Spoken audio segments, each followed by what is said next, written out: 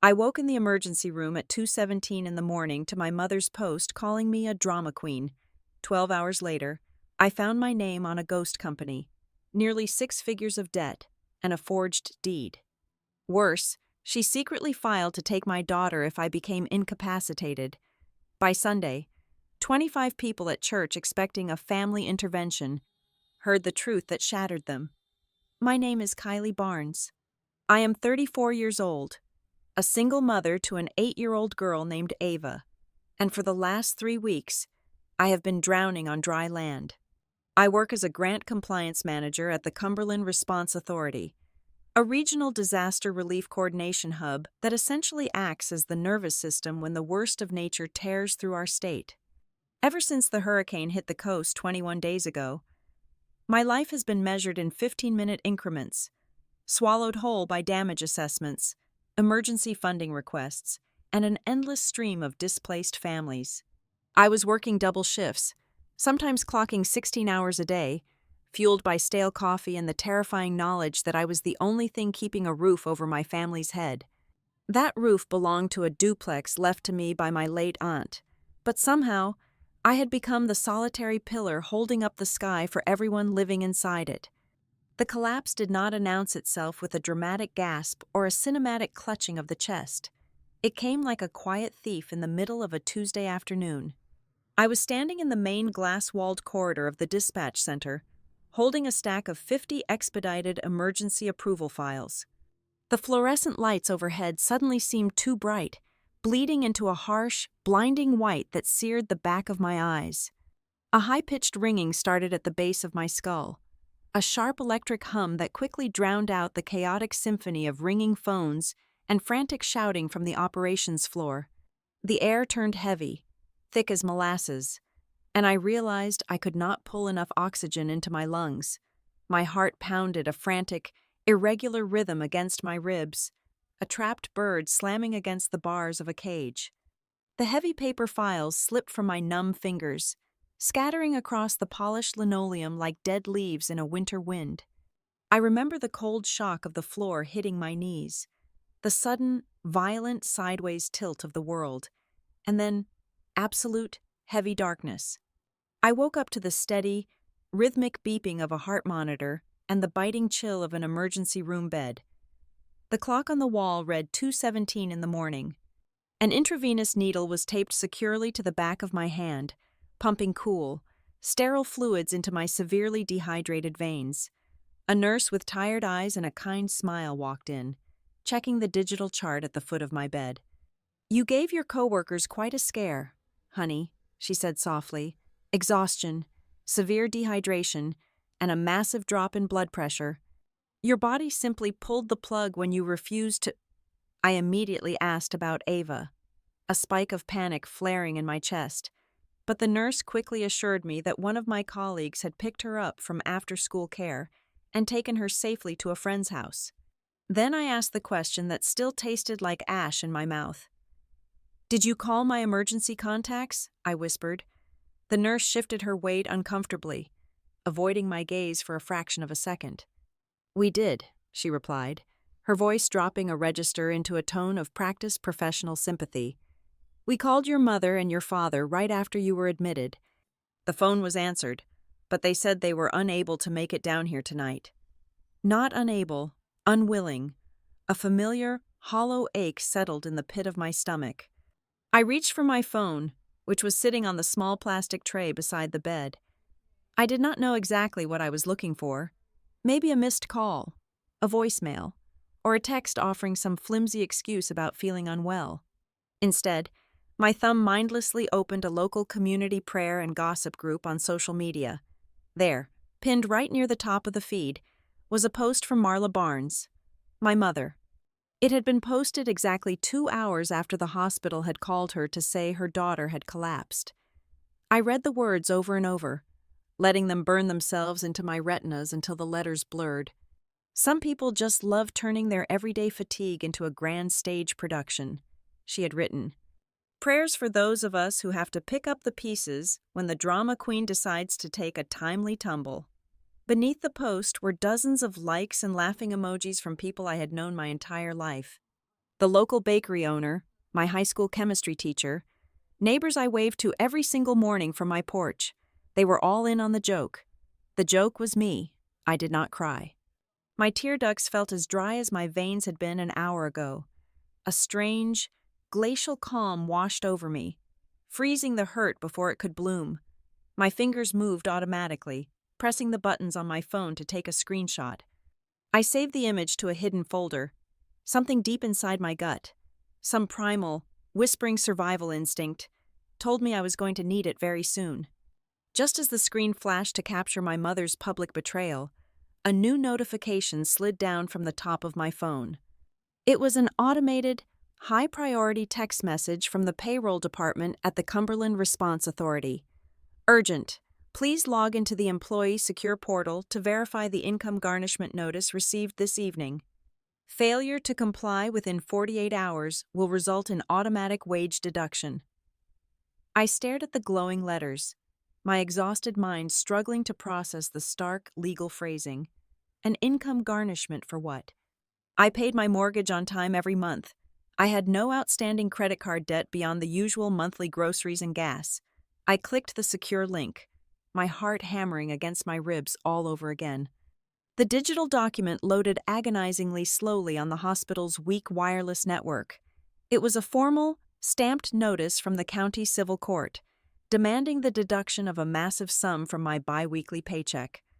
The debt was tied to a commercial default, a business loan that I supposedly owned and had neglected. The total owed was staggering, nearly 6 figures. I traced the lines of text with a trembling finger, reading the name of the debtor, reading my own name, attached to a limited liability company I had never heard of, for a loan I had never signed, for equipment I had never seen. The humiliation of being left alone and mocked in a sterile hospital room evaporated instantly, replaced by a cold, suffocating terror. This was not a clerical error or a simple case of mistaken identity. The precise nature of the legal filing, the timing of the default, the sheer, breathtaking audacity of it all pointed to something methodical and deliberate. While I was working myself into the ground, skipping meals and losing sleep to keep the lights on in that duplex, someone else had been incredibly busy. Someone was operating in the shadows, wearing my identity like a hollow skin, building a second, secret life of catastrophic financial ruin under my name. And the people who had unfettered access to my mail, my social security number, my most private financial documents, were the exact same people who had just mocked my physical collapse on the internet. I set the phone face down on the thin hospital blanket. The constant, rhythmic beeping of the heart monitor seemed to slow down, matching the heavy, deliberate thud of my own pulse. I looked up at the cheap, water-stained ceiling tiles of the emergency room. For the first time since my legs gave out in that glass corridor, I felt a strange, chilling sense of clarity. They thought my collapse was the ultimate proof of my weakness. They thought they had finally pushed me over the edge, clearing the way for whatever dark endgame they had orchestrated behind my back. But as I lay there, staring at the harsh fluorescent lights, I realized the absolute truth. This fall was not a symptom of my failure.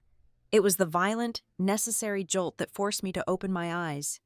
The morning sun over Merrifield, Tennessee, felt aggressively bright as I steered my 10-year-old sedan down the familiar streets, the glare bouncing off the windshield and stabbing directly into my exhausted retinas. My mouth tasted of stale hospital cotton and dried bile, and a dull, heavy throb pulsed behind my eyes with every beat of my heart. I was running on exactly 3 hours of restless, chemically induced sleep and a small plastic cup of lukewarm apple juice the night nurse had forced me to drink before signing my discharge papers. Every muscle in my body felt bruised, as though I had been pushed down a flight of stairs rather than simply fainting in a hallway. I turned the steering wheel, my arms feeling like they were cast in solid lead, and pulled into the cracked asphalt driveway of the duplex my Aunt Sarah had left me. The house, with its faded blue siding and slightly overgrown front hedges, sat at the end of Elm Street. It was supposed to be my sanctuary, the one piece of solid ground I had left in the world. Instead, looking at the drawn curtains of the living room windows, I felt a creeping, icy dread settling deep in my chest. The heavy oak front door clicked shut behind me, sealing me inside a space that suddenly felt entirely alien. I stood in the small foyer, the silence of the house pressing against my eardrums. Slowly, the smell of frying bacon and bitter black coffee drifted from the kitchen at the back of the house. No one rushed into the hallway to greet me. No one called out my name to ask if I was safe. I took off my light jacket, my limbs trembling slightly from residual dehydration, and walked slowly toward the warm yellow light spilling from the dining area. My father, Dennis Barnes, was seated at the head of the dark wooden dining table, his reading glasses pushed down to the bridge of his nose. He was methodically buttering a piece of burnt toast, the scraping sound of the metal knife against the crust echoing sharply in the quiet room. He did not look up immediately. He took his time, ensuring every corner of the bread was covered, before finally lifting his eyes to meet mine. His gaze swept over me with the detached, clinical appraisal of a man inspecting a slightly defective piece of machinery on an assembly line. "You are still standing, I see," he said. His voice was entirely flat, completely devoid of a single ounce of relief, warmth, or fatherly concern. It was a statement of mild disappointment masquerading as an observation. At the stove, my mother, Marla, flipped a strip of bacon with a sharp, aggressive flick of her wrist. Hot grease popped against the metal pan. "Do not just stand there hovering in the doorway, Kylie," she sighed, a thick layer of exasperation woven into every syllable she spoke. "You being at the hospital all night completely threw off the morning schedule. I had to cancel my 9 o'clock garden club meeting just to make sure Ava got dressed and ate something." I stared at the back of her perfectly styled hair. There was not a single question about why my heart had given out. Not a single inquiry about what the emergency room doctors had diagnosed. I was merely a logistical inconvenience. A sudden traffic jam in the middle of her otherwise perfectly planned Wednesday morning routine. Heavy. Dragging footsteps echoed from the wooden stairs leading up from the basement studio apartment. My younger brother, Travis, ambled into the kitchen, violently scratching his stomach under a faded black band t-shirt. He had been staying rent-free in my downstairs unit for 8 solid months, claiming he needed time to get back on his feet after a failed business venture. He grabbed a ceramic mug from the drying rack, poured himself a generous cup of my expensive coffee, and leaned back against the counter. A cruel, knowing smirk played on his lips as he looked me up and down, taking in my wrinkled work clothes and the pale, exhausted pallor of my face. "Look who decided to grace us with her presence," he muttered, taking a slow, loud sip from his mug. "The drama queen returns from her royal retreat. I hope the emergency room food was up to your incredibly high standards." I bit the inside of my cheek until I tasted the sharp tang of copper. The screenshot of my mother's cruel internet post, the one I had taken at 2 a.m, burned like a physical ember in my coat pocket. They were a united, impenetrable front of disdain, completely comfortable and arrogant in their cruelty.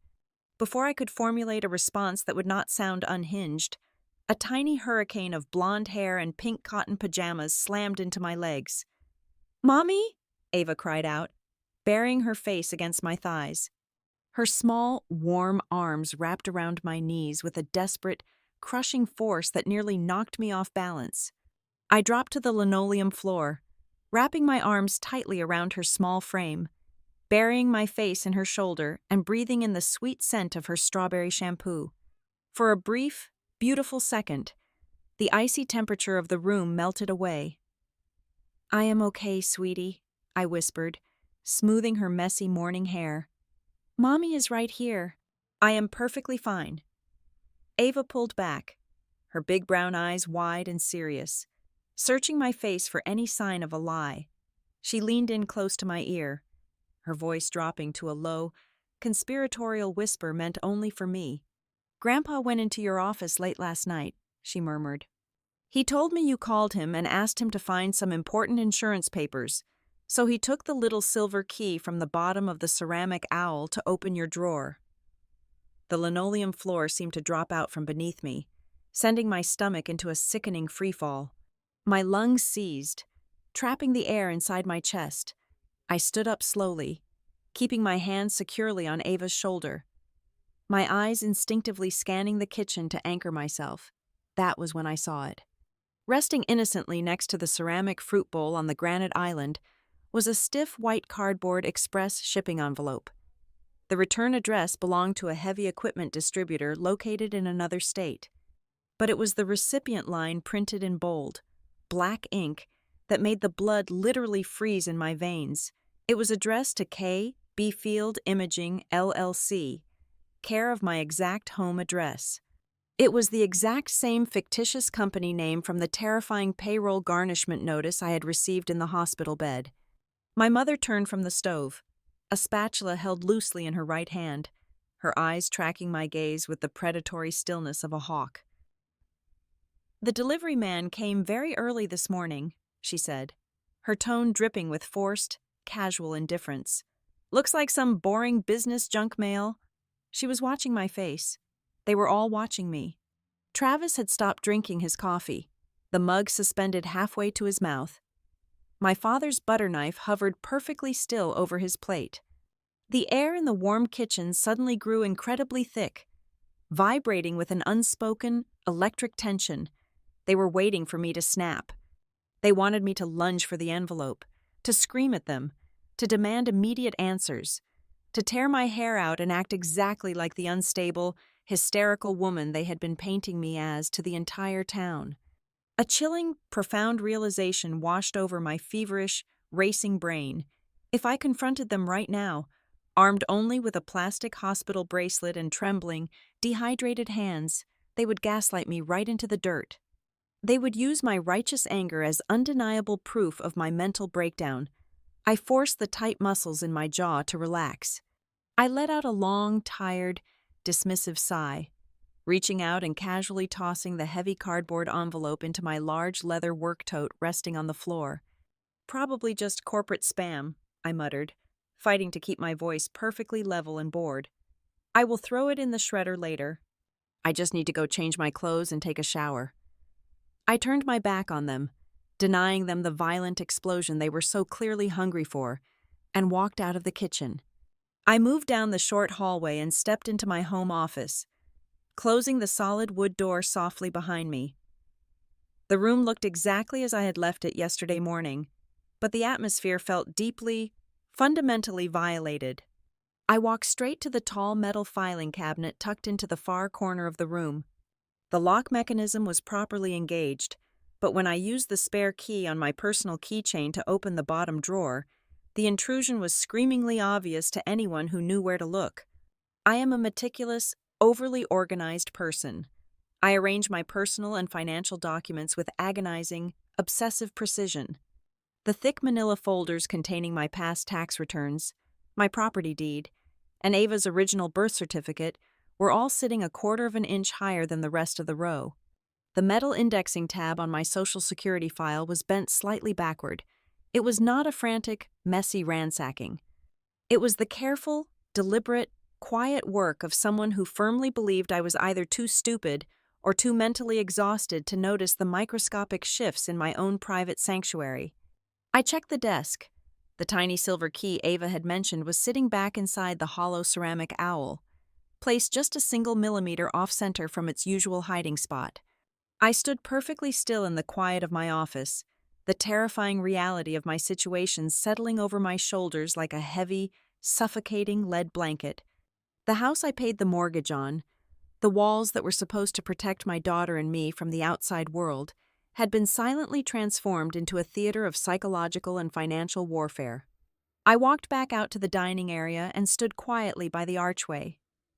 I watched Ava peacefully eating her frosted cereal, completely unaware of the poison seeping into the floorboards beneath her feet. Travis was chuckling at a video playing on his phone.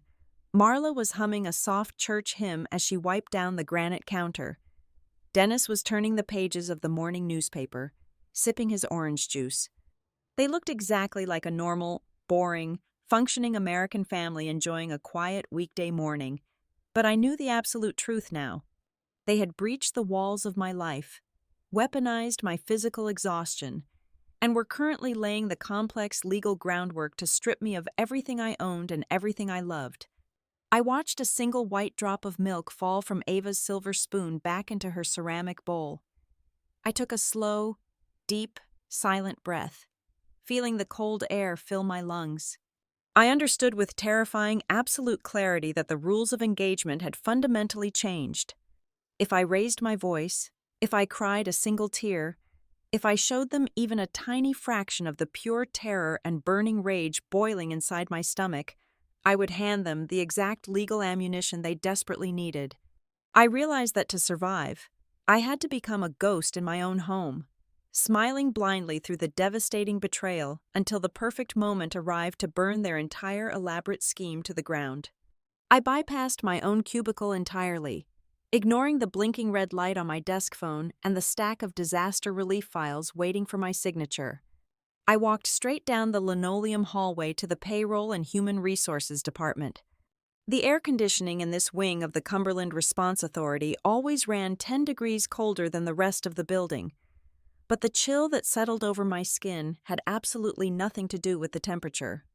The payroll director, a meticulous woman named Brenda, who had worked there for 20 years, ushered me into her small, windowless office and closed the door with a soft, definitive click. She did not offer small talk. She simply slid a thick, stapled stack of legal documents across her polished mahogany desk. "I am so sorry to lay this on you right after your medical emergency," Brenda said, her voice laced with genuine concern but carrying the rigid formality of someone bound by corporate protocol. "But the legal department received this yesterday afternoon. It is a court-ordered income garnishment. The county civil court is mandating that we deduct 25% of your pre-tax wages every single pay period until the judgment is satisfied." I picked up the papers. The stark black ink looked like poison seeping into the crisp white pages. It was a formal notice of default and garnishment stemming from a commercial lending dispute. The creditor was a massive national equipment financing firm. The debtor listed was KB Field Imaging, LLC. My legal name was printed clearly beneath it, designated as the sole managing member and personal guarantor. "Brenda, I do not own a business," I said, my voice sounding incredibly thin and hollow in the quiet room. "I have never heard of this company in my entire life." Brenda sighed, offering a sympathetic but helpless, tight-lipped smile. "I believe you. But the court order has your social security number, your verified home address, and a certified electronic signature. Our corporate counsel reviewed it this morning. Legally, our hands are tied unless you can provide a judge's order to halt the garnishment." I took the copy of the notice, thanked her mechanically, and walked out of the building. I could not breathe the recycled air of the office anymore. I needed to be alone. I sat in the driver's seat of my locked car in the sweltering asphalt parking lot, the engine off, the windows rolled up tightly. I pulled my work laptop from my leather tote bag and connected it to my phone's cellular hotspot. My fingers flew across the keyboard with a frantic, desperate energy. I navigated directly to the Tennessee Secretary of State's online business registry. I typed my own name into the search bar and pressed the Enter key. The database loaded instantly. The results page felt like a physical blow to the sternum. There it was. KB Field Imaging, LLC. It was an active, registered, limited liability company, officially incorporated exactly 14 months ago. The registered agent address was my home, the duplex on Elm Street.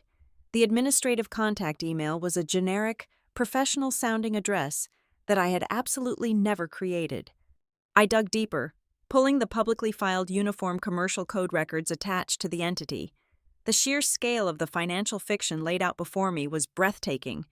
The company had taken out a massive commercial equipment loan to purchase industrial-grade thermal imaging cameras, heavy-duty aerial survey drones, and specialized environmental field inspection kits. The total financed amount was nearly $86,000. The brilliance of the scheme made my stomach churn with a sickening, acidic dread. Whoever built this fake profile knew exactly what they were doing. They had tailored the fictitious business to perfectly match my actual, verifiable career in regional disaster relief. If any underwriter or loan officer had performed a cursory background check on Kylie Barnes, they would have seen a seasoned emergency management professional whose daily job involved assessing storm damage and coordinating field operations. Buying high-end drones and thermal cameras made perfect logical sense. It was the ultimate camouflage. But the equipment loan was only the beginning.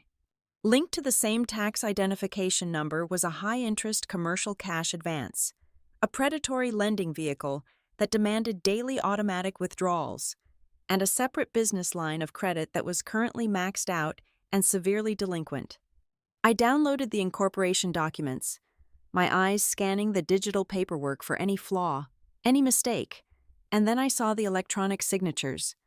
The digital trace matched my own handwriting with a terrifying, uncanny precision.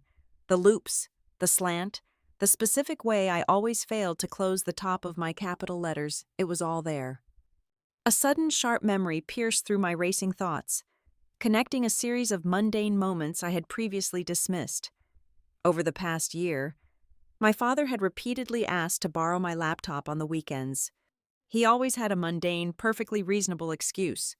He claimed his old desktop computer was freezing, or his internet browser would not load the specific municipal bidding portal he needed to submit paperwork for his failing independent contracting business. I had willingly handed over my computer, completely forgetting that my internet browser was set to autofill my personal information, remember my passwords, and store my authorized digital signature profile for work documents. I had literally handed him the keys to my identity. The realization triggered a new wave of panic. I remembered the nurse in the emergency room telling me that my parents had been called because they were listed as my emergency contacts. But I had explicitly removed them from my human resources file 3 years ago, replacing them with my Aunt Sarah, and then later, a trusted friend. I opened a new tab and logged into the Cumberland Response Authority employee portal. I clicked on my personal profile settings and scrolled down to the emergency contact section. The screen confirmed my worst fear. Exactly 3 weeks ago, my emergency contact information had been manually updated. The name listed was Marla Barnes. Someone had logged into my employee portal, likely from my own home network, and altered my records. They were not just building a fake company. They were actively monitoring and manipulating my real professional life to ensure they remained the primary point of contact if I ever broke down. They needed to be the ones the hospital called. They needed to control the narrative of my collapse. My hands were shaking so violently I could barely operate the trackpad. I opened one final website, navigating to the county court clerk's public docket database. I had to know if there were any other legal landmines buried under my name. I ran a broad, comprehensive search for all active civil and criminal filings in the county involving Kylie Barnes. The search engine spun for a few agonizing seconds before returning 2 distinct results. The first was the civil suit filed by the equipment financing company, the source of my current wage garnishment. I expected that, but it was the second entry that made the blood drain entirely from my face. It was a pending case, filed only 2 days ago. It was not in the civil division or the small claims court. The filing was located in the probate branch of the county court system. Probate courts handle the administration of estates after death, but they also have jurisdiction over something else.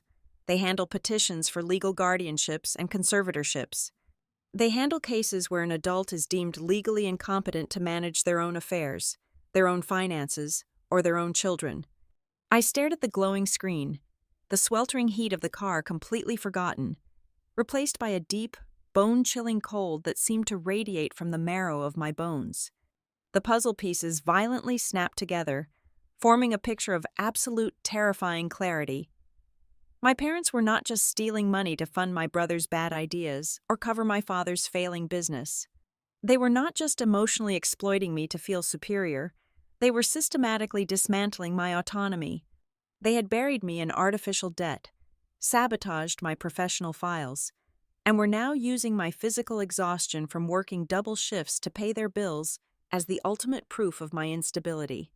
They were constructing an entirely new, legally binding reality using my exact identity, a reality where I was an unstable, bankrupt, broken woman And they were the reluctant, heroic family stepping in to take control of my life, my assets, and my daughter.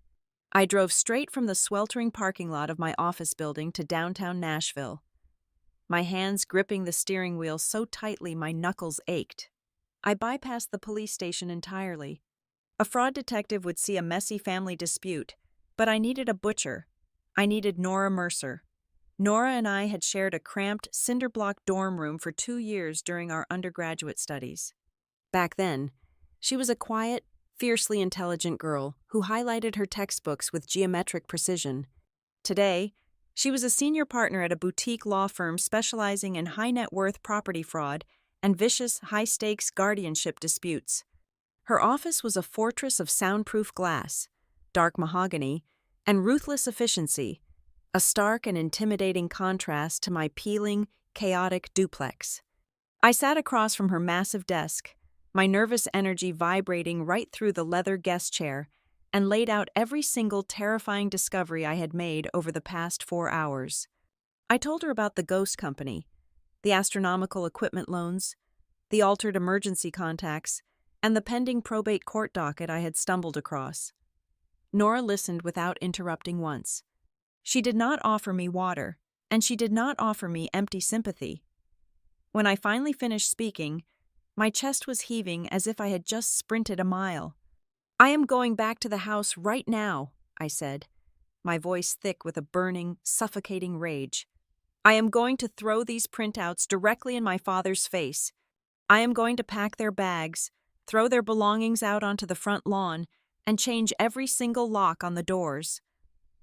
Nora leaned forward, resting her elbows on the immaculate surface of her desk, her dark eyes sharp and incredibly calculating. "You will do absolutely no such thing, Kylie. If you confront them right now, you lose the only tactical advantage you currently possess." "What advantage?" I demanded, my voice cracking. "They are literally stealing my identity." "The advantage of underestimation," Nora replied coldly. "Right now, your family firmly believes you are blind, physically exhausted, and easily manipulated. They think their perimeter is completely secure. The second you scream at them, they will know you are onto them. They will destroy the hard drives, burn the paper trails, and immediately accelerate their court filings to trap you. You have to let them keep believing they are winning." Nora turned her attention to her dual computer monitors, her manicured fingers flying across the mechanical keyboard as she accessed the sealed county court dockets through her secure attorney portal. Within 10 minutes, she had bypassed the sluggish public database red tape and pulled the complete, unredacted probate file filed under my name. She clicked a button, and the document materialized on the large screen facing my chair. It was a formal legal petition for emergency adult guardianship. Reading the cold, sanitized legal phrasing felt like watching an autopsy performed on my own life. The grounds listed for the petition were systematically, sickeningly thorough prolonged physical and mental exhaustion, severe instability in personal financial decision-making, and a documented inability to provide consistent, safe care for a minor child. "Look at the supporting affidavits attached to the petition," Nora instructed, her voice dropping into a low, detached, clinical register. It was not just my mother playing the role of the deeply concerned, grieving parent forced to make a difficult choice. My younger brother, Travis, had submitted a comprehensive sworn statement. Reading his words made my stomach violently rebel. He claimed, under penalty of perjury, that I frequently left Ava unattended for the family to manage because I was prone to severe, unpredictable episodes of emotional loss of control. He painted a masterpiece of fiction, positioning himself as the reluctant, stable, and protective uncle stepping in to save a neglected child from a mother spiraling into a mental breakdown. "He lives in my basement rent-free," I whispered, staring at Travis's digital signature. "I buy his groceries. In a court of law, truth is entirely secondary to documentation," Nora stated flatly. But the deepest, most agonizing cut had absolutely nothing to do with the financial court documents. Nora picked up her heavy desk phone and dialed the administration office at Ava's elementary school, putting the call on speakerphone. She introduced herself as my retained legal counsel and requested an immediate audit of Ava's emergency release file. I listened, paralyzed, as the school secretary shuffled papers on the other end of the line. "Yes, ma'am." The secretary's tinny voice echoed in the office. "Mrs. Marla Barnes visited the front office yesterday morning. She submitted a temporary caregiver authority form. It is fully notarized. It grants her exclusive rights to pick Ava up from school grounds and make all emergency medical decisions, citing the mother's recent hospitalization and ongoing incapacitation." Nora thanked the woman and disconnected the line. She looked at me, her expression grim and unyielding. A cold, primal terror clawed viciously at my throat, threatening to choke me. I had spent the entire morning panicking over $86,000 of fraudulent commercial debt, but the money suddenly felt entirely irrelevant, like monopoly money scattered on the floor. "Do you understand the exact mechanics of what they are trying to do?" Nora asked, ensuring I fully grasped the absolute, life-altering severity of the trap closing around me. "If a probate judge approves this emergency guardianship petition based on these fabricated affidavits and your recent hospital stay, you are legally neutralized. You become a ghost in the eyes of the state. You will be completely locked out of your own bank accounts. You will lose all legal authority to make decisions regarding your own daughter. And the absolute worst part is the financial whitewashing." "Whitewashing," I echoed, the word tasting like copper. "Once your father is legally appointed as your guardian," Nora explained, leaning back in her chair, "he will be granted the unchecked administrative power to retroactively legitimize every single piece of fraudulent paperwork they have created over the past 14 months. The fake company, the commercial loans, the maxed-out credit lines, the forged signatures he can stamp them all as approved expenditures on behalf of his ward. It all becomes real, and the debt becomes permanently anchored to your Social Security number with the full blessing of the court system." Kylie, the exhausted grant manager, died in that chair. The thought of my parents stealing my fundamental right to be a mother, weaponizing my own desperate exhaustion to physically sever me from my child, flipped a switch deep inside my brain. I stopped shaking. Nora grabbed a fresh yellow legal pad and a thick black permanent marker. "We are going to build an evidence map," she instructed, writing the words in bold letters at the top of the page. "I need every single piece of data that proves your daily reality aggressively contradicts their carefully constructed narrative. I need physical mail intercepts, unredacted bank statements, and every verified sample of your genuine signature from the past 12 months to give to a handwriting expert. I need you to pull the encrypted data from your doorbell camera to log their exact movements in and out of the house. We need your complete medical records from the emergency room to prove your collapse was a purely physical result of overwork, showing absolutely zero signs of cognitive decline or mental instability. Finally, find the Internet Protocol logs for your home wireless network to prove exactly which device logged into your employee portal to change those emergency contacts." I looked at the impossible list of tasks, then looked Nora directly in the eyes. "I have to go back in there tonight. I have to sit at the dinner table and smile at them." "Yes," Nora replied, completely unsentimental, handing me the yellow notepad. "You have to walk back into that house and play the exact part they wrote for you. You have to be the tired, confused, grateful daughter until we are ready to completely flip the script and burn their stage to the ground." I folded the heavy yellow paper and placed it securely in my bag. I walked out of Nora's office, took the elevator down to the lobby, and stepped back out into the blistering afternoon heat of the city. The suffocating panic that had gripped my chest since I woke up in the hospital had completely burned away, leaving behind a cold, crystallized, and dangerous resolve. I finally understood the terrifying, breathtaking scope of their betrayal. My sudden physical collapse in the glass corridor of the dispatch center had never been the final destination of their grand, twisted plan. It was merely a convenient accident. It was just the perfect, beautifully timed excuse they had been desperately waiting for to press the final button. I was still sitting in the heavy, oversized leather guest chair in Nora Mercer's office. my hands gripping the armrest so tightly my knuckles had turned completely white. The terrifying reality of the guardianship petition was still ringing in my ears. But Nora was already moving forward. In her world, panic was a useless emotion. Information was the only currency that mattered. "If they are attempting to strip you of your legal autonomy," Nora said, her voice dropping into a razor-sharp, clinical register, "they are doing it to gain unfettered access to your primary assets. We need to verify the ground beneath your feet." Her manicured fingers flew across her mechanical keyboard as she bypassed the standard public search engines and logged directly into the secure portal for the County Register of Deeds. The screen reflected a harsh blue light against her glasses. She typed in the exact address of my duplex on Elm Street, hit the Enter key, and waited as the database populated a chronological list of every legal action ever attached to the property. A heavy, suffocating silence filled the room as Nora's eyes locked onto the top line of the search results.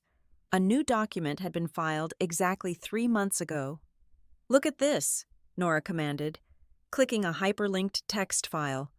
A scanned PDF of a formal legal document materialized on the large monitor facing my chair. At the top of the page, printed in bold, uncompromising black letters, were the words, "Quitclaim Deed." I leaned forward, my exhausted eyes scanning the dense legal jargon. I understood the basic mechanics of real estate. A quitclaim deed was a fast, dirty way to transfer property rights without running a traditional title search or securing a warranty. It was the kind of paperwork you used when you wanted to move assets quietly and quickly. I looked at the grantor line. My name was printed there. Then I looked at the grantee line. It read Dennis Barnes, entered as a joint tenant with full rights of survivorship. "He added himself to the deed," I whispered, the air suddenly trapped in my lungs. "If something happens to me, if I die or if a judge declares me legally incompetent, the entire house automatically transfers to him. He bypasses the probate system entirely." "Look closer at the bottom of the page," Nora instructed, completely ignoring my horror to focus on the mechanics of the fraud. "Look at the signature." I stared at the black ink looping across the digital page. At a passing glance, it looked incredibly accurate. It had the same aggressive slant I used when signing rushed work documents. But as I stared at the shape of the letters, the tiny, invisible habits of my own hand became glaringly obvious in their absence. The pressure of the pen was entirely wrong. When I write, the ink is lighter on the upward strokes. The signature on the screen was uniformly dark and heavy. It was not a signature that had been written. It was a signature that had been meticulously, slowly drawn. It was a forgery designed to fool a bored county clerk, not someone who actually knew the specific cadence of my handwriting. Nora used her mouse to zoom in on the bottom right corner of the document, magnifying a faded, blue ink circle. It was a notary public seal, the mandatory official stamp required to legitimize the transfer of real estate. "The signature is only half the crime," Nora said, her eyes narrowing as she read the microscopic text inside the blue circle. She quickly opened a secondary tab, accessing the state registry of commissioned notaries. She typed the unique identification number stamped on my fake deed into the search bar. A bright red warning banner flashed across the screen. The notary commission associated with that specific stamp had officially expired over 14 months ago. "They used a dead stamp," Nora said, a grim, admiring disbelief coloring her tone. "Your father probably bought an expired notary stamp off a retired contractor or found it at an estate sale. He was absolutely confident that no one at the county recording office would actually verify the commission number. He gambled on the sheer laziness of the bureaucratic system, and he won." The walls of the office felt like they were shrinking, pressing inward to crush my ribs. The duplex was the only real thing of value I owned in the world. It was the inheritance my aunt had left me to ensure Ava and I would always have a safe place to sleep. Now, it was just another weapon in their arsenal. "Do you understand the sequence of events they are preparing for?" Nora asked, making sure I saw the entire horrifying picture. "If that guardianship petition goes through, Dennis becomes your legal custodian. He can walk into any bank in the state, present his court-approved guardianship papers alongside this fraudulent joint deed, and force a massive cash-out refinance on the property. He can strip hundreds of thousands of dollars of equity right out of the walls, pocket the cash to cover his disastrous business debts, and leave you holding a mortgage you can never afford to pay. He is literally preparing to sell your house out from under you while pretending it is joint family property. I closed my eyes, a wave of profound nausea washing over me. I was being financially strangled, suffocated by an avalanche of fraudulent paperwork. "Tell me about the physical layout of the house," Nora demanded abruptly, shifting her strategy. "You mentioned your brother Travis lives downstairs." "Yes," I replied, opening my eyes. "It is a finished basement studio apartment with its own separate entrance at the back of the driveway. He has been staying there rent-free for 8 months. He claimed he needed a quiet space to rebuild his life after a failed startup." Nora did not say a word. She simply opened a new internet browser and navigated to a massive global short-term vacation rental platform. She typed in my exact zip code, filtered the results to show only studio apartments, and hit search. It took her exactly 90 seconds to find it. "Welcome to the cozy Marrowfield getaway," Nora read aloud from the screen. I stared at the bright, professionally staged photographs of my own basement. There was a fresh white duvet on the bed, a bowl of expensive fruit on the small kitchenette counter, and a sleek digital lockbox installed on the exterior door. I had never seen any of those things before. "Scroll down to the reviews," I choked out, my heart hammering a frantic rhythm against my sternum.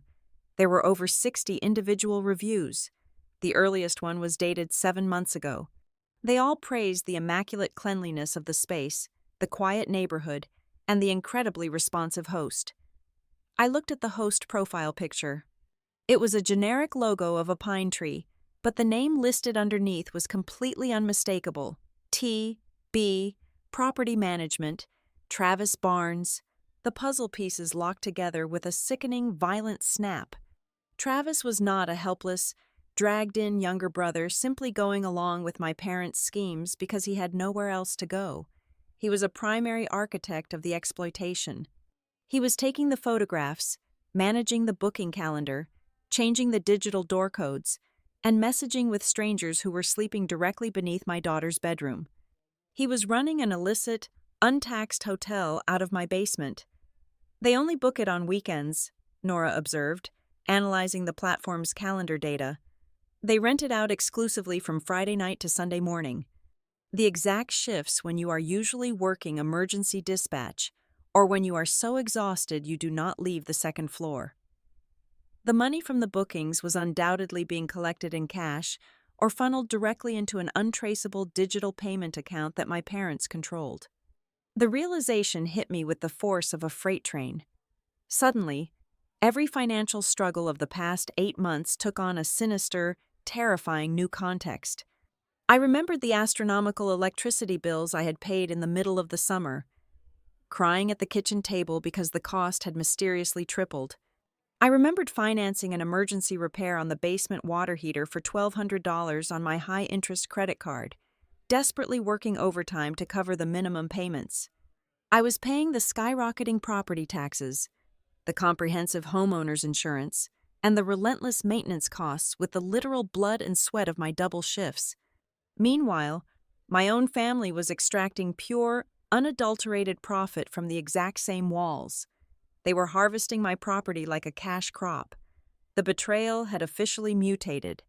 It was no longer just a story of a dysfunctional family taking advantage of a tired, generous daughter. It was an organized, sophisticated model of absolute financial and emotional exploitation. They were eating my cash from the basement, pumping my name full of fraudulent commercial debt from the attic, and systematically preparing to seize total legal control of my entire existence so I could never fight back. A cold, absolute calm suddenly descended over me. The tears I had been fighting all morning completely evaporated. I did not feel sad anymore. I felt like a loaded gun. "Stop the property transfer," I told Nora, my voice completely devoid of emotion. Draft whatever you need to draft. Freeze the house, freeze the bank accounts, and file a formal declaration of forgery with the county clerk. Nora looked at me, her dark eyes flashing with a dangerous, calculating light. She slowly closed the laptop, the sharp click echoing loudly in the quiet office. I have already started drafting the freeze orders, the fraud declarations, and the emergency injunctions, Nora said smoothly. But we are absolutely not filing them today. Why? I demanded, my hands clenching into tight fists. Because if I quietly file a civil litigation suit right now, their attorney will immediately tie us up in endless procedural hearings, Nora explained, leaning across the desk. They will claim you are having a paranoid, stress-induced episode. Travis will delete the rental account. Dennis will burn the expired notary stamp. They will hide the evidence, adapt their strategy, and drag this out in the shadows for years. Nora paused, letting the silence hang between us, ensuring I understood the gravity of her next words. We cannot just win the legal battle on paper. Kylie, we have to completely annihilate their social and moral credibility. We have to trap them in a corner where they cannot lie their way out. The battle cannot happen in a quiet courtroom. It has to explode exactly where the Barnes family feels the most confident, the most powerful, and the most universally adored. I parked the car in the driveway just as the sun began to dip below the tree line, casting long, bruised purple shadows across the front lawn. I took 3 deep, steadying breaths, burying the burning rage under a thick layer of manufactured exhaustion, and pushed the front door open. My father was sitting in his usual worn armchair in the living room, the television murmuring a low evening news broadcast. I walked over to him, intentionally letting my shoulders slump, and handed him the printed copy of the payroll garnishment notice I had received at the hospital. I made sure my hands were shaking just a little bit. I do not understand what this is, I said, pitching my voice to sound perfectly fragile and terrified. Human Resources gave it to me today. It says I owe tens of thousands of dollars for a business loan. I think someone stole my identity. Dennis took the paper. I watched his eyes scan the page. There was no shock. There was a microscopic tightening of his jaw, a brief flash of calculation, and then he completely transformed. The cold, dismissive patriarch from this morning vanished. In his place was a gentle, deeply concerned father, a man I had never actually met during my entire childhood. He stood up slowly, placing a warm, heavy hand on my shoulder. "Oh, Kylie," he murmured, his voice thick with a synthetic, practiced empathy that made my skin crawl. "This is terrible, but you need to calm down right now. Your heart cannot take another panic attack so soon. Do not worry about a single thing. I'm going to call some people tomorrow and get this sorted out for you. You just focus on resting." That late, sudden gentleness was infinitely more terrifying than his usual screaming. It confirmed that the wall of his secret plan was still perfectly intact in his mind. He thought I was blind. He thought I was leaning on the very hand holding the knife. I moved toward the kitchen, where my mother was stirring a pot of chicken noodle soup on the stove. The smell of roasted garlic and celery filled the air, a picture-perfect illusion of maternal care. She quickly poured a mug of chamomile tea and set it on the granite island, pulling out a stool for me. "Drink this while it is hot, sweetheart," Marla said softly, her tone dripping with honeyed concern. "You look like you are going to shatter into a million pieces." I sat down and wrapped my cold hands around the warm ceramic mug. As I took a slow sip, Marla casually slid a small stack of stapled papers across the counter. A sleek silver pen rested perfectly on top of them.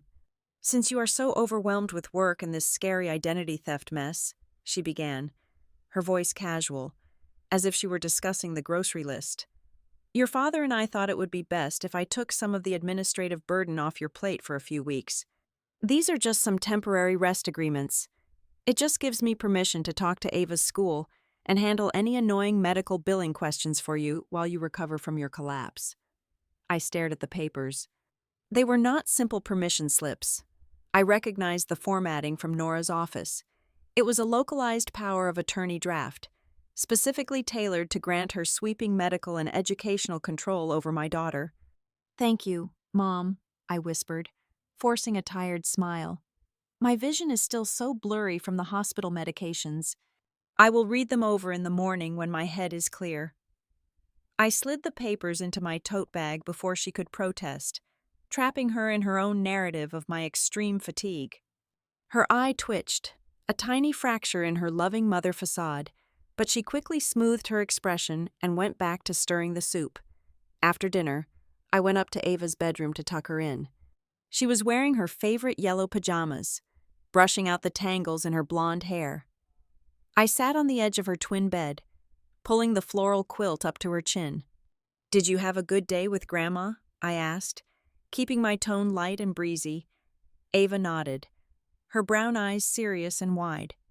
"We baked cookies, and Grandma said that soon you will not have to stress about making any hard decisions anymore.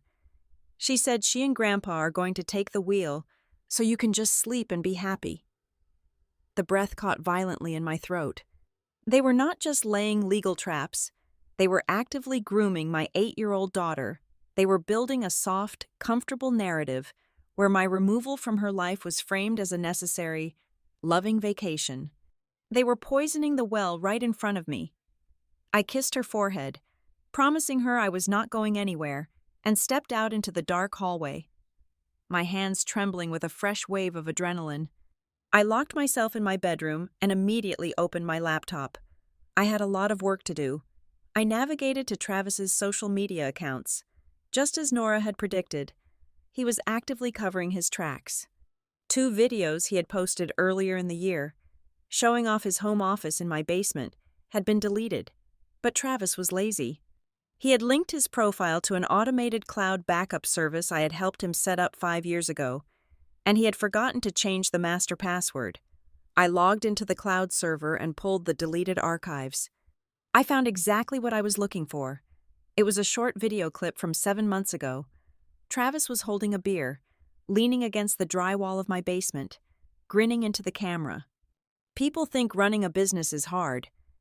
He laughed on the screen, his words slightly slurred. "But honestly, copying a digital signature is way easier than plastering drywall. You just click, paste, and the bank sends the money." I downloaded the file directly to my secure, encrypted drive. Next, I pulled up the cloud storage for the doorbell camera mounted on my front porch. I filtered the search history for the past 60 days, specifically looking for the exact times the local postal worker dropped off the mail. Video after video loaded on my screen. I watched, sickened, as my father consistently walked out onto the porch minutes before I arrived home from work. I watched him sift through the stack of envelopes, isolate the thick certified letters from the county court and the equipment financing company, and slip them directly into his jacket pocket before leaving the junk mail and utility bills in the metal box for me to find.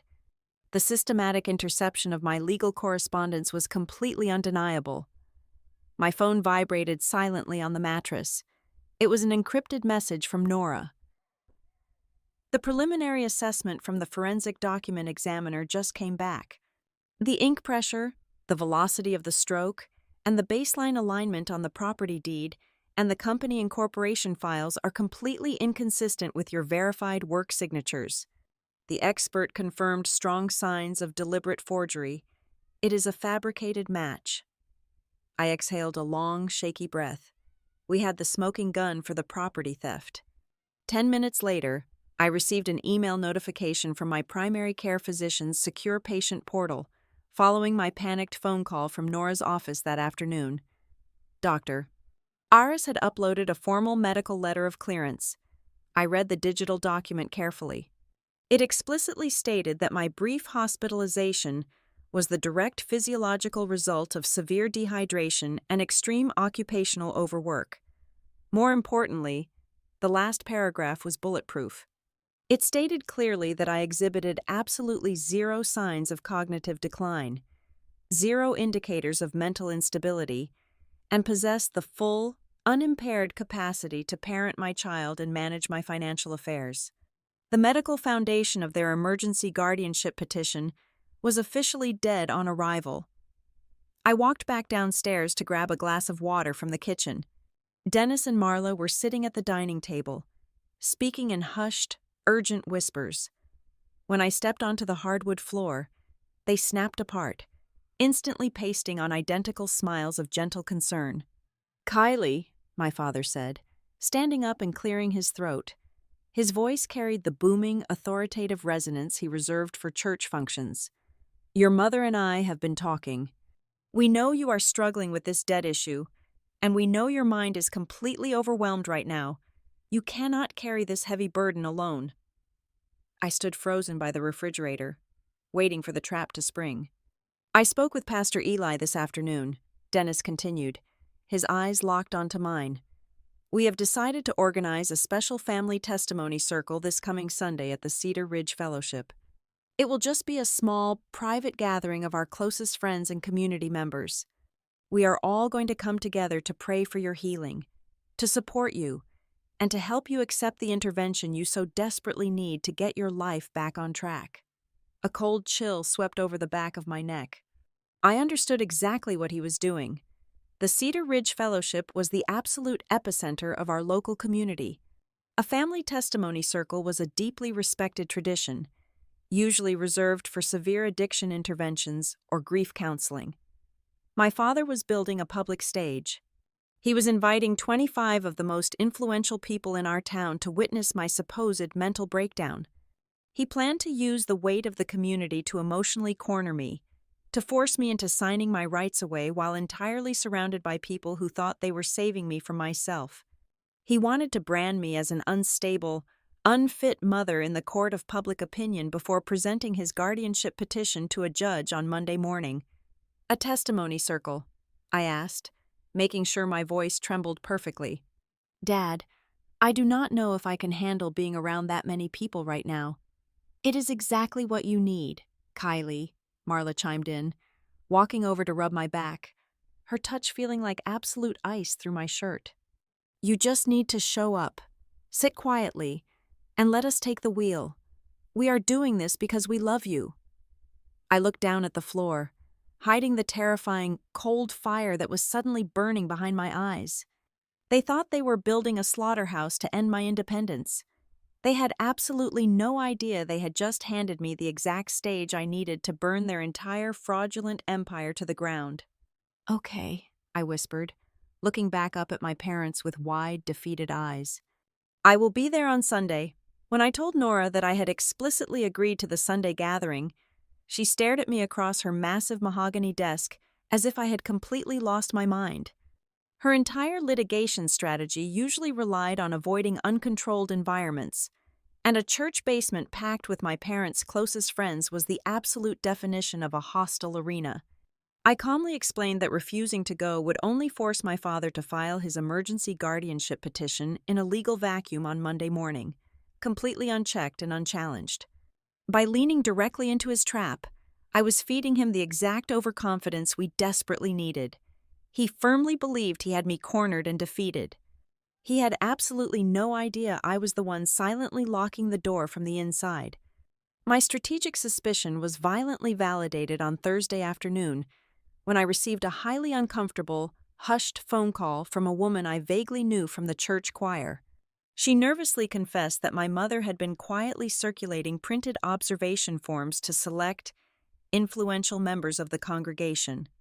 They were meticulously preparing a formal signed petition from the community, asking trusted people to legally attest that I was mentally unstable, wildly erratic, and in desperate need of immediate familial supervision.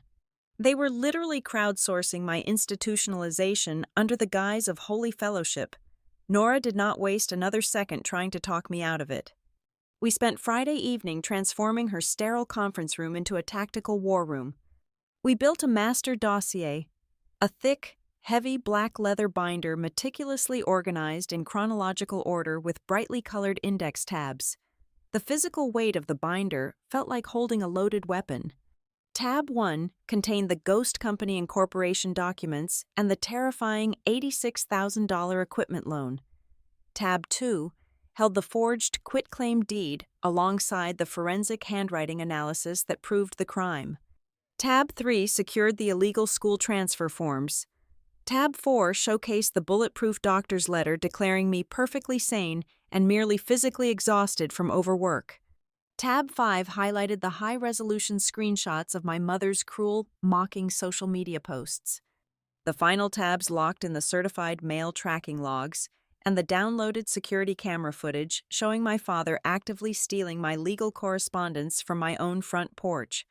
Despite the mountain of paper, Nora insisted we needed one final, undeniable verbal confession to tie the financial fraud directly to the guardianship attempt. I sat in Nora's quiet office, placed my cellular phone on the polished table, activated the recording software, and dialed my father's number. I closed my eyes and mentally slipped into the pathetic, broken character they expected me to be.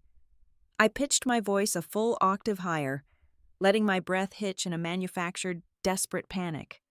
I told him I was terrified about the property deed, pretending I had just noticed a strange, confusing discrepancy in the county tax portal while trying to pay a bill.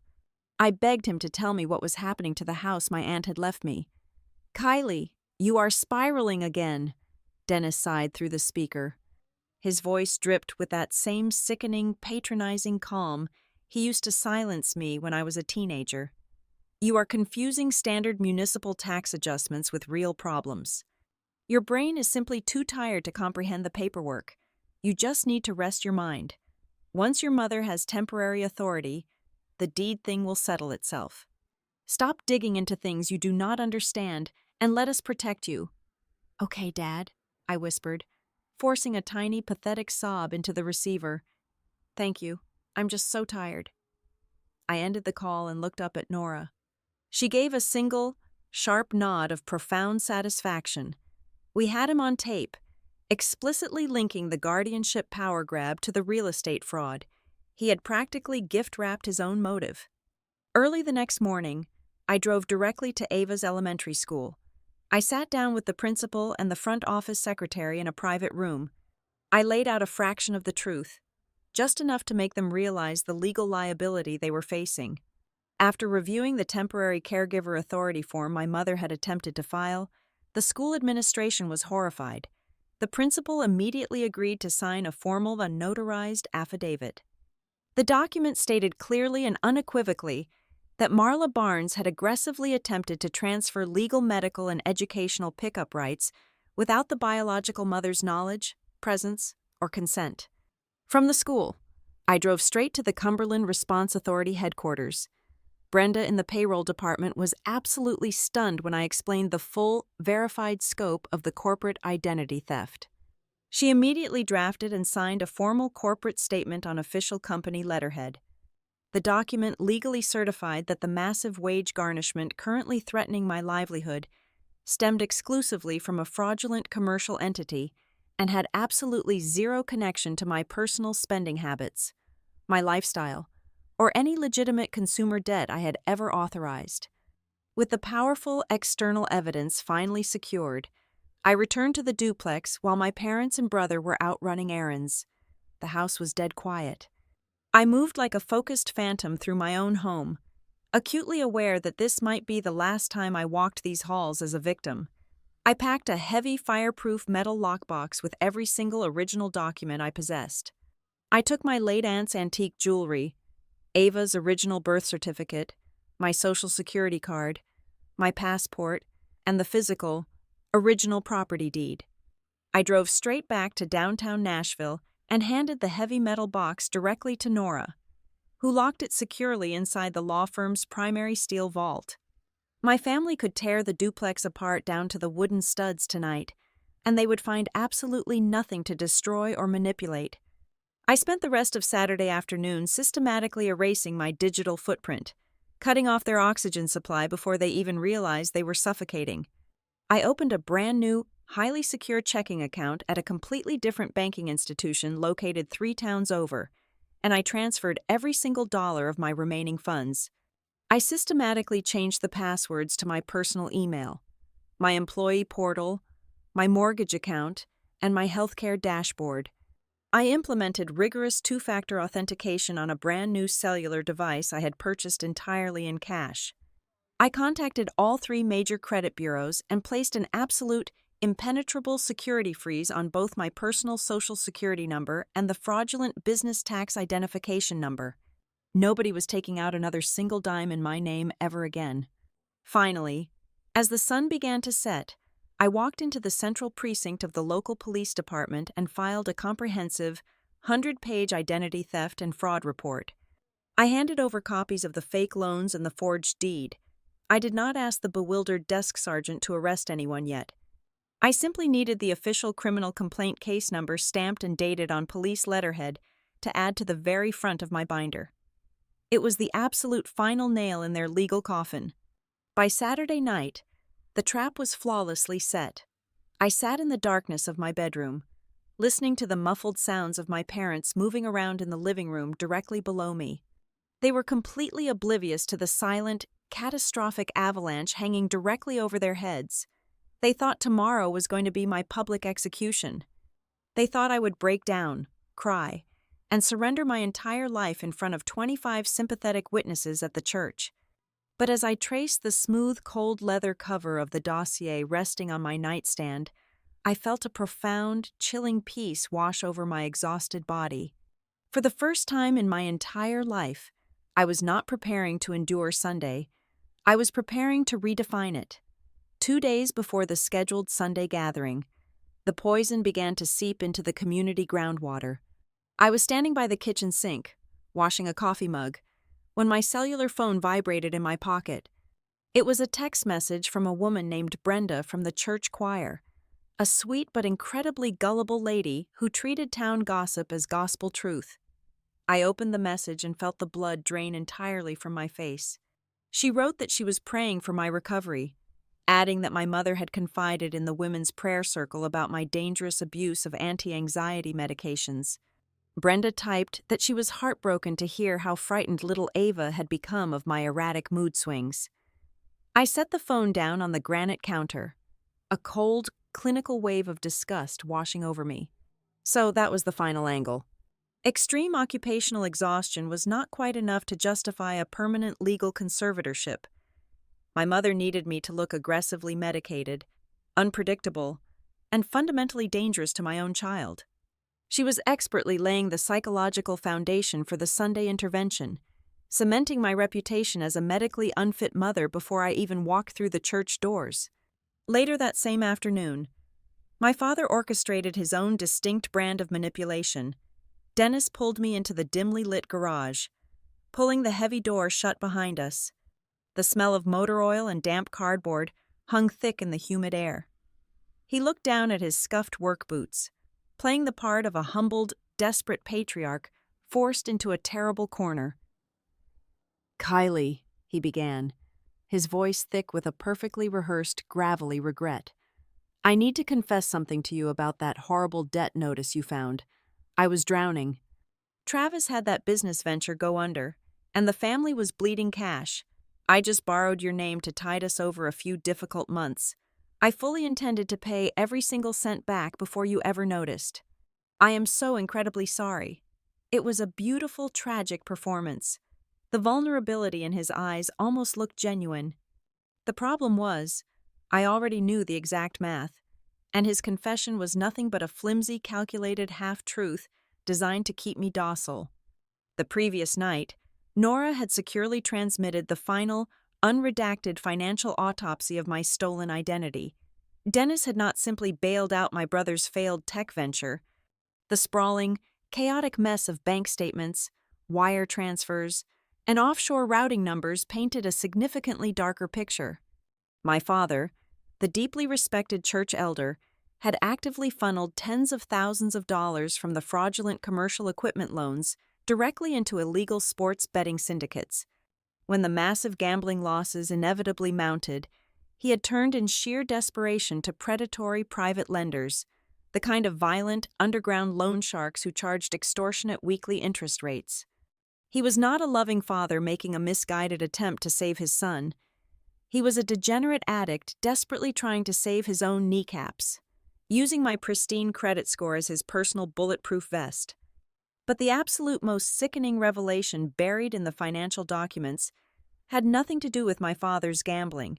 It was the undeniable proof that my mother was never the oblivious, long-suffering wife she pretended to be. Nora's forensic accounting successfully traced the steady stream of cash deposits generated from the basement studio rentals. The money did not go into a joint family fund.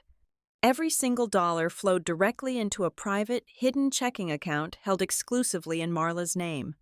My mother, the woman who complained that my sudden hospitalization had ruined her morning gardening schedule, was the one personally laundering the illicit money.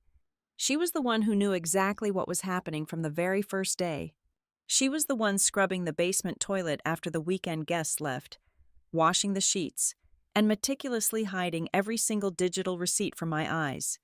They were a perfectly synchronized, highly efficient criminal syndicate operating directly out of my living room. The final, devastating piece of the puzzle arrived courtesy of my brother's sheer incompetence. Nora had legally subpoenaed the digital communication records attached to the fake company's business line. Buried in the data was a panicked, unencrypted voicemail Travis had left for my father just hours after I collapsed at the dispatch center. I sat on my bed, pressing the phone speaker tightly against my ear. Travis sounded breathless, his voice pitched high with absolute terror. "Dad, you have to push the probate judge to sign the emergency guardianship order by Monday morning," Travis hissed into the receiver. "Mom is completely freaking out. She said if Kylie recovers from this hospital trip and starts looking closely at the bank accounts, she will kick the whole family out onto the street. Mom said we have to lock her down right now or we lose the house and the cash flow." I lowered the phone, the silence of my bedroom ringing in my ears. The truth was not about saving me from exhaustion. It was not even about the gambling debts anymore. It was about raw, desperate self-preservation. My mother was the true, ruthless architect pushing the guardianship petition, driven by the absolute, paralyzing terror that her golden goose was finally waking up. The suffocating atmosphere of lies inside the duplex was beginning to physically manifest, and it was no longer just affecting me. On Saturday morning, Ava walked into the kitchen clutching her favorite stuffed bear. Dennis and Marla immediately snapped their mouths shut, abruptly cutting off a furious, whispered argument about bank transfers. Ava stopped dead in her tracks, her small shoulders tensing. She looked back and forth between the forced, plastic smiles of her grandparents. She walked slowly over to me, tugging quietly on the hem of my shirt. "Mommy," she whispered, her voice trembling slightly. "Why does everyone stop talking whenever I walk into the room? Are they mad at me?" My heart shattered into jagged pieces. The toxic, heavy silence was slowly seeping into my daughter's bones, silently teaching her that her own home was a place of dark secrets and sudden, terrifying quiet. I pulled her into a fierce, tight hug, burying my face in her hair, promising her that the silence was going to end very soon. I stepped out onto the back porch to call Nora and finalize our strategy. When I told her about the vicious pill abuse rumors my mother was systematically spreading to the congregation, Nora's voice tightened with genuine, professional concern. "Kylie, you need to fully understand the massive risk you are taking tomorrow," Nora warned, the lawyer in her taking over. "Exposing your parents in the middle of a church sanctuary is like detonating a chemical bomb in a crowded room. The scandal will be entirely uncontrollable. The blast radius will hit everyone, and you will be standing right at the epicenter." I looked out at the peeling paint on the back of my house, feeling the warm morning sun on my face. I understood Nora's hesitation, but she did not understand the pathology of the Barnes family. Secrecy was the exact, fertile soil they had used to bury me alive for years. Protecting their pristine public reputation was the very thing that got me dragged into this nightmare in the first place. I disconnected the call with Nora and immediately dialed Pastor Eli Whitaker. His voice echoed through the receiver, warm, booming, and completely unaware of the absolute slaughterhouse currently being constructed inside his fellowship hall. He cheerfully confirmed the logistical details. He stated that exactly 25 of the most dedicated church elders, prayer warriors, and community pillars would be staying after the Sunday service to pray over my struggles and listen to my family's heart. He genuinely thought he was facilitating a beautiful spiritual healing. He was entirely blind to the horrifying fact that he was being utilized as a human shield for a corporate hijacking.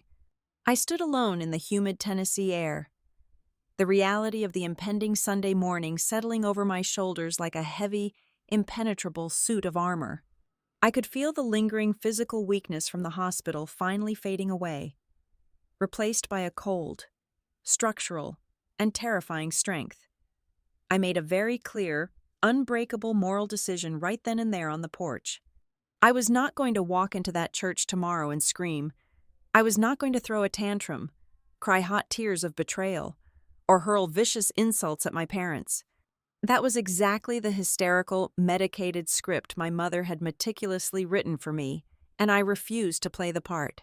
I was going to be the most terrifying thing they had ever encountered in their entire lives. I was going to be perfectly calm.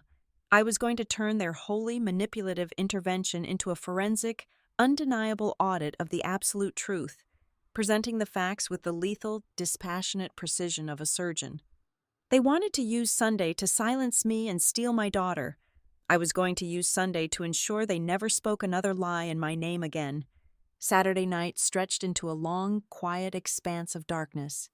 I did not sleep, but for the first time in what felt like a century, the wakefulness was not fueled by blind panic or the crushing weight of manufactured debt. It was a profound, crystalline clarity. I lay in my bed staring at the ceiling, feeling an unmistakable shift deep within my chest. It felt exactly like a heavy, rusted door finally swinging open in the correct direction, letting in a draft of cold, bracing air. I slipped out of bed long before midnight, moving through the silent duplex like a ghost making its final rounds. I carried my laptop into the small home office, carefully locking the wooden door behind me. I connected my device to the wireless printer I kept stashed in the closet and began the meticulous work of building my physical arsenal. I did not just print standard letter-sized copies. I used the presentation software I normally reserved for regional disaster relief briefings to create massive, undeniable visual aids. I printed enlarged, high-resolution copies of the forged quitclaim deed, making the heavy, unnatural strokes of the fake signature impossible to ignore. I printed out the ghost company's incorporation documents, circling my stolen home address in thick red ink. I created a stark, simple flowchart documenting the illicit cash flow from the basement studio rentals directly into my mother's private bank account. Next came the illegal school transfer papers, blown up so large that my mother's deceitful check marks were visible from across a room. Finally, I printed a clean, bold transcript of the audio recording where my father explicitly linked the guardianship power grab to his desire to quietly steal the house. The printer hummed and clicked for over an hour, churning out the undeniable proof of my family's absolute betrayal. Once the documents were stacked neatly in my heavy leather portfolio, I sat at my desk and pulled out a fresh legal pad. I needed an opening statement. For 34 years, my family had controlled me by turning every conflict into a hysterical, emotional theater. They always won because they knew exactly how to push my buttons until I cried, yelled, or completely shut down. They weaponized my empathy and my anger equally, leaving me looking like the unstable one while they played the victims. I looked down at the blank page and decided that tomorrow, I would not give them a single drop of emotion. I wrote a short, brutally concise opening paragraph. I stripped away every adjective, every accusation of betrayal, and every plea for understanding. I wrote only verifiable facts, dates, and legal definitions. I was not going to be a heartbroken daughter seeking closure. I was going to be an auditor delivering a final, devastating financial report. My thoughts then turned to Ava. The idea of bringing my 8-year-old daughter into a church basement specifically rigged for my psychological execution made my stomach twist. But I knew leaving her with a babysitter would give my mother the exact opening she needed to claim I was an absent, disconnected parent. Ava had to be physically present, but she absolutely did not have to absorb the blast radius. I packed a small, padded canvas backpack specifically for her. I filled it with 2 brand new, incredibly detailed coloring books, a fresh pack of vibrant markers, and her favorite noise-canceling headphones. I planned to seat her in the far back corner of the fellowship hall, completely insulated in a bubble of music and art, safely removed from the adults who were about to violently collide in the center of the room. The first pale gray light of dawn was just beginning to bleed through the window blinds when my new cellular phone vibrated on the desk. It was a text message from Travis. The words glowing on the screen were a pathetic, desperate plea. "Please do not ruin Mom in the church today. She is a mess. Just talk to us first." I read the message twice, a slow, cold smile spreading across my face. Travis was stupid, but his panic was incredibly revealing. His text inadvertently confirmed that the impenetrable wall of arrogance my parents had been projecting was completely crumbling behind closed doors. They had finally realized that my quiet compliance over the past 2 days was not submission. It was the terrifying silence of a predator waiting for the perfect moment to strike. They knew they had entirely lost control of the narrative, and they were terrified of what I was bringing to the altar. I did not reply. I took a screenshot of the message and added it to the digital evidence folder. 10 minutes later, a secure, encrypted email arrived from Nora. The subject line was completely blank. The message inside contained only 3 sentences. The formal declaration of forgery for the real estate deed was officially finalized. The emergency civil injunctions freezing all of Dennis and Marla's bank accounts were perfectly drafted and signed by a sympathetic on-call judge. The immediate legal eviction notice terminating Travis's right to occupy the basement studio was fully executed. Nora wrote that everything was simply waiting for my signal to be physically served and legally filed. I closed the laptop, the sharp snap of the plastic echoing in the quiet room. The legal guillotine was raised, locked, and ready to drop. My phone buzzed one more time. This time, it was a massive, rambling paragraph from my mother. It was a masterpiece of classic manipulation, dripping with aggressive, righteous victimhood. She accused me of being a profoundly ungrateful daughter who was actively trying to destroy the only people who truly loved her. She claimed her heart was broken by my coldness and reminded me of all the sacrifices she had made to keep me afloat during my supposed mental crisis. The old version of me, the exhausted woman who had collapsed in the dispatch center, would have agonized over those words. She would have typed out a frantic, tearful apology just to keep the peace. The woman sitting at the desk simply read the text, felt absolutely nothing, and saved the message to the cloud server as further, undeniable proof of my mother's deeply ingrained emotional extortion tactics. I dressed quietly, putting on a sharp dark blue blazer and tailored trousers. I looked like I was heading into a high-stakes corporate negotiation, which was exactly the energy I needed. Before waking Ava, I grabbed my keys and walked out the front door, needing a few minutes of cold air to clear my lungs. I got into my car and simply drove around the block, eventually parking across the street to look at the duplex from a distance. The streetlights cast a harsh yellow glow against the faded blue siding of the house. For my entire adult life, I had looked at that building and desperately convinced myself it was a sanctuary. I had poured my blood, my sweat, and my endless double shifts into keeping those lights on and that roof repaired. But as I sat in the driver's seat, watching the sun slowly rise over the Tennessee horizon, the illusion completely shattered. That house had never been truly warm or safe. It was simply the physical location where my parents had expertly taught me how to disguise my own exploitation. It was the place where I had learned to accept their cruelty as a normal family dynamic. The place where I had learned to call my own absolute exhaustion by the noble name of responsibility. They had turned my aunt's gift into a prison, and I had been the one voluntarily paying the warden's salary. I put the car in drive and pulled back into the driveway. I walked inside, woke my daughter with a soft kiss on the forehead, and helped her get dressed in her Sunday best. As I brushed her hair, I felt an incredible, unbreakable armor settle over my skin. I was finally ready. The terror that had gripped me since waking up in the hospital was entirely gone. I understood the ultimate truth of the game my parents had been playing for decades. Their entire scheme, their fake debts, their forged signatures, and their psychological warfare all relied on one single, fundamental weakness. They firmly believed I still desperately needed them to validate me as a good, obedient daughter. They thought I would endure any level of abuse just to keep the fragile image of our family intact. They drew all of their power from my desperate desire to be loved by them. But as I picked up the heavy leather binder and took Ava's small hand in mine, I knew the game was officially over. I no longer needed their love. I no longer feared their judgment. I stepped out the front door and walked toward the Sunday service with a terrifying, absolute clarity. I was not going to the church to survive an intervention. I was going to the church to perform a public execution.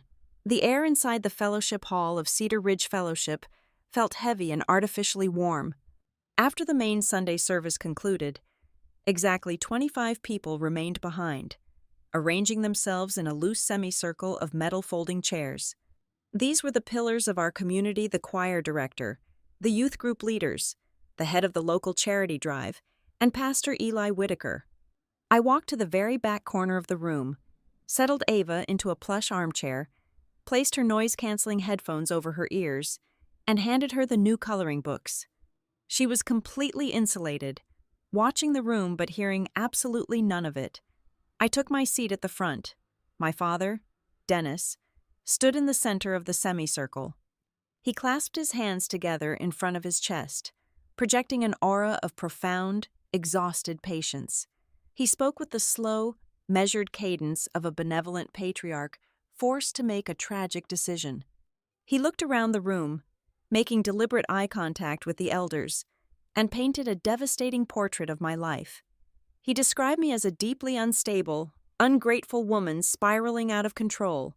He told them I was drowning in reckless financial debt, completely overwhelmed by my career, and increasingly dangerous to the future of my own child.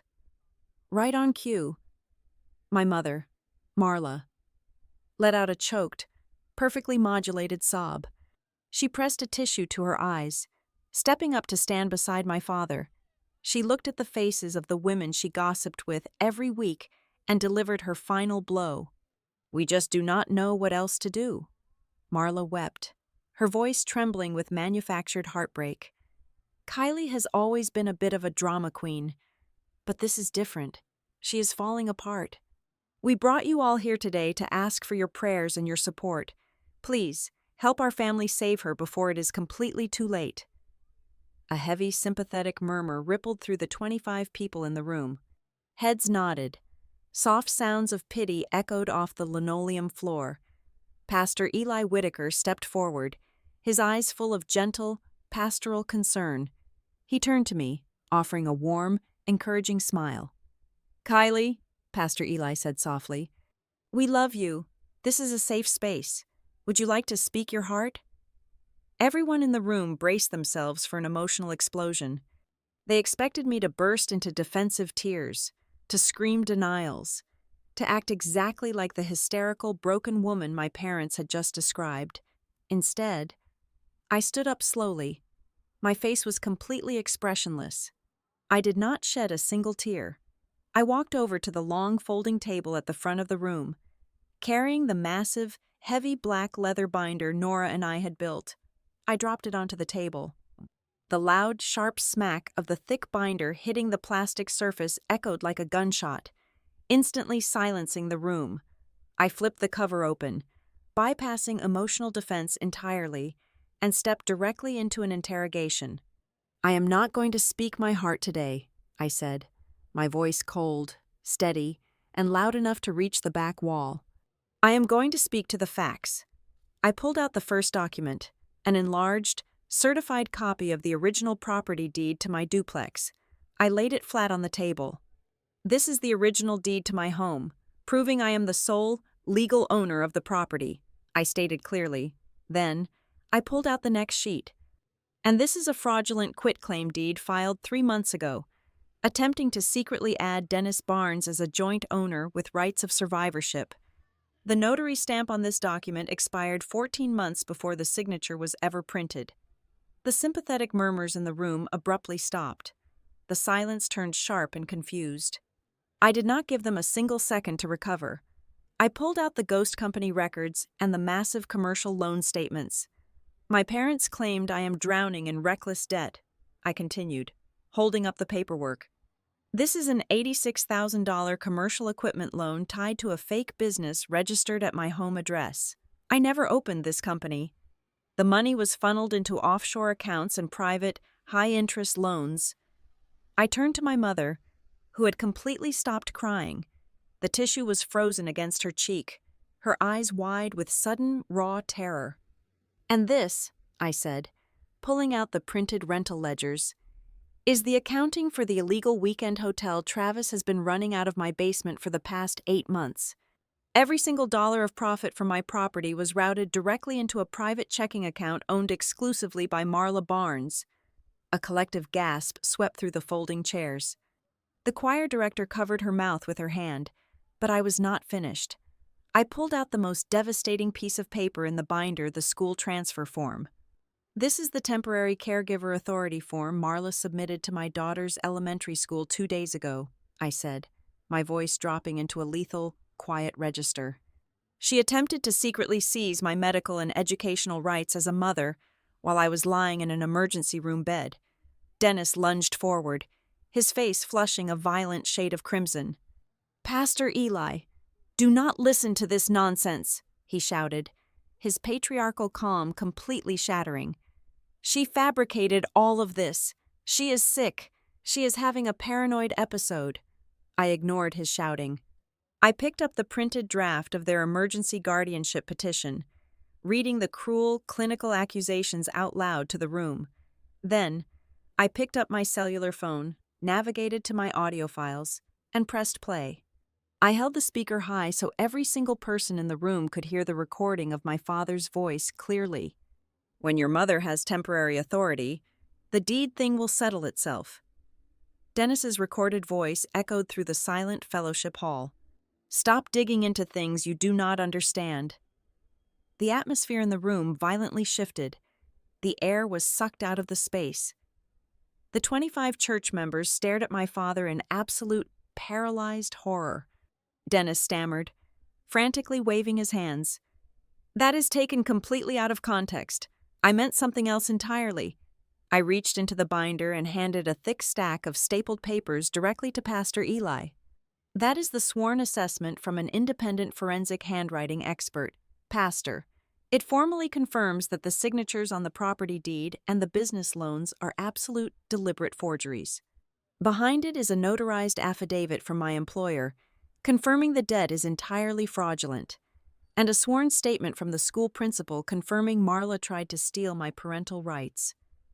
The layers of their elaborate, holy facade collapsed right there on the linoleum floor. The evidence was too massive, too impeccably documented, to ever be denied. From the corner of the room, Travis completely cracked. The pressure of the room staring at them with absolute disgust broke his weak nerve. He threw his hands up in the air, his face pale with panic.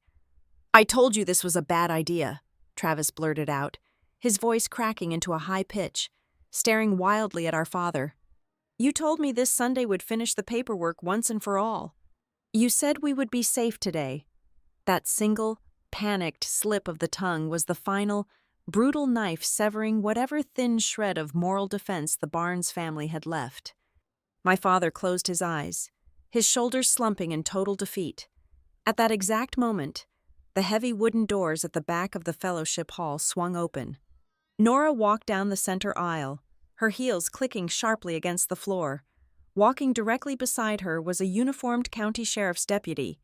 Nora did not look at anyone in the crowd. She walked straight up to Dennis and Marla, thrusting a thick stack of legal manila envelopes against my father's chest until he was forced to take them. "Dennis and Marla Barnes," Nora said, her voice ringing with absolute legal authority, "you have just been formally served with a civil fraud lawsuit. Included are emergency court orders freezing every single asset and bank account attached to your names. Travis Barnes. You are hereby served with an immediate notice of termination of tenancy. You have 48 hours to vacate the basement property." The sheriff's deputy stepped forward, resting his hand casually on his duty belt. I am placing you on official notice, the deputy warned them, his tone completely flat. Do not attempt to delete any digital files, destroy any financial records, or tamper with any physical evidence. This is now an active criminal fraud investigation. My mother collapsed into a folding chair, finally producing real, terrified tears. My father stared at the legal documents in his hands as if they were covered in acid. The 25 people who had gathered to pray for my salvation simply watched in stunned, breathless silence as the true predators were finally caged. I looked at my parents one last time. I did not scream. I did not hurl toxic insults or demand an apology they were incapable of giving. I simply looked at them with the cold, clean detachment they had earned. The truth these 25 people heard today is not that I am dramatic, I said, my voice echoing clearly in the silent room. The truth is that I have been the backbone of this family for far too long. I am not carrying you anymore. I turned my back on them forever. I walked to the back of the room, gently tapped Ava on the shoulder, and took her small, warm hand in mine. We walked out of the heavy wooden doors of the church together, leaving the climax of the story shattered into a million unfixable pieces right on the very stage my parents had so carefully built. Thank you so much to all the listeners for tuning in to hear my story today. Where in the world are you listening from right now?